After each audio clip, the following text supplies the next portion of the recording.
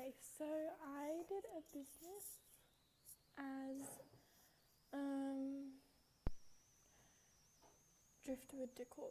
So the purpose of my business over these 15 weeks has been to find recycled products such as recycled wood,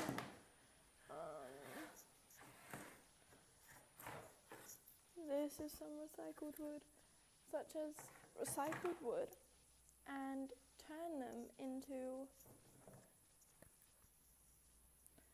some boards just for people to put around their house, as it is helping the environment, helping people, as products like this can be really expensive for no reason. So it's helping people save their money on products, and it's helping the environment as I'm clearing up recycled wood that's been left on the road. These pieces of wood could have been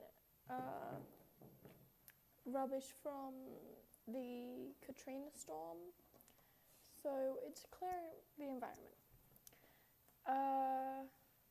So the steps I took into making this business were, step one was actually find something that I genuinely was passionate about and wanted to do, which was cleaning up the environment. And I've always enjoyed painting. I'm not very good at it, but I've enjoyed it. So there was that, and I was thinking, and I'm like, what could I do with this? So I decided to take recycled wood from on the beach, on the street, anywhere really, and turn it into something useful. So that was step one. Then step two was actually get the wood, go looking for it. Step two was find some inspiration for the designs as such. No! The designs for the wood.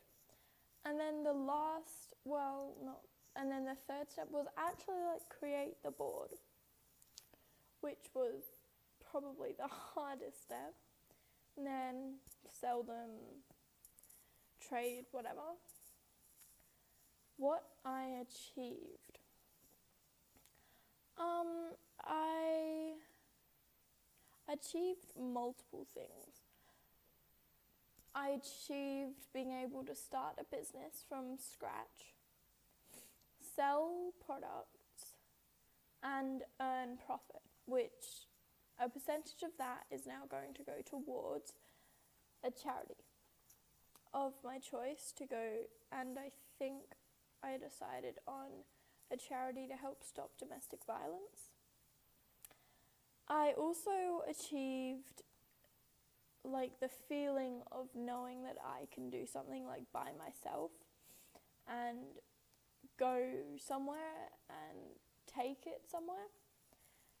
What I learned during these 15 weeks of $20 Boss, I learned a lot.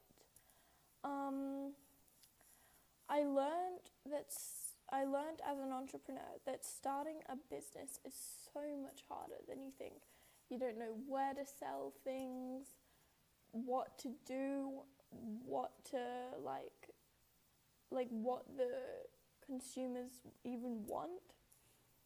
And it's also hard knowing the right price range to do your products in, because you don't want them too high that people won't buy them, but you don't want them too low that you won't make a profit. So I also learned that it takes so much effort and perseverance to actually create something.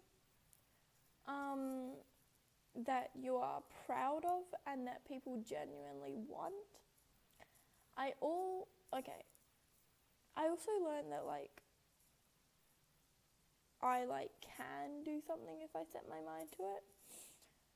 My biggest challenge, I think, finding places to sell my product, because you can find places to hang your keys on anywhere, like Kmart.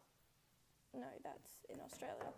Like Walmart or Target, anywhere. So I had to find places where I could sell my boards. I also another big challenge was coming up with inspiration. I stopped making them for a bit because I just didn't know what to do. I think that one there. Yeah, I gave up with that one because I didn't like it at all. So I think a big challenge to overcome was being okay with hating some of your products and really not wanting to sell them or not thinking that they will sell. And another challenge was I think just overcoming the sense of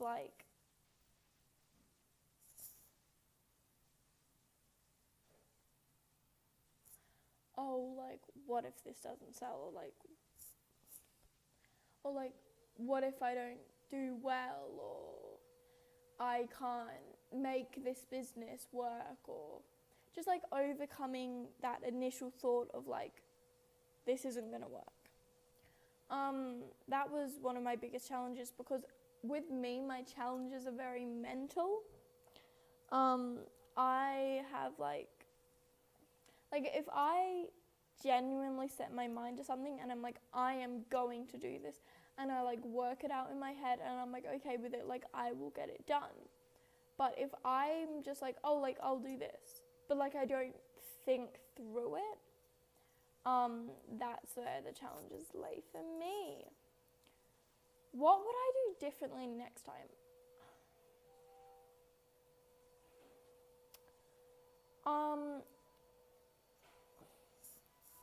Okay, my mum's hoovering.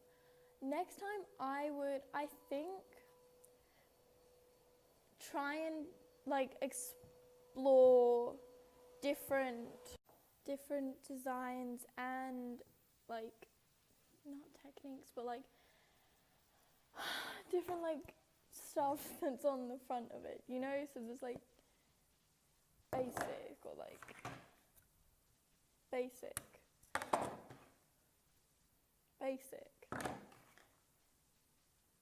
basic, you know? I would like to explore different ideas and different routes of what I could design on it. And I would also I think, because my biggest problem was not knowing where to sell them, I would try and get out there more to sell them in lots of different places more. And I would sell them wherever, really, try and find different places to sell them.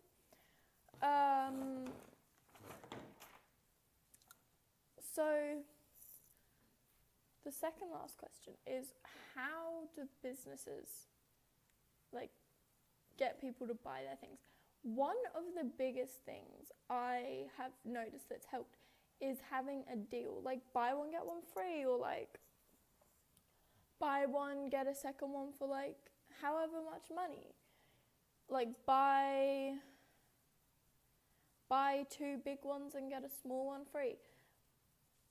Which I think just people are I can get a good deal on that. Or businesses, lots of businesses do this.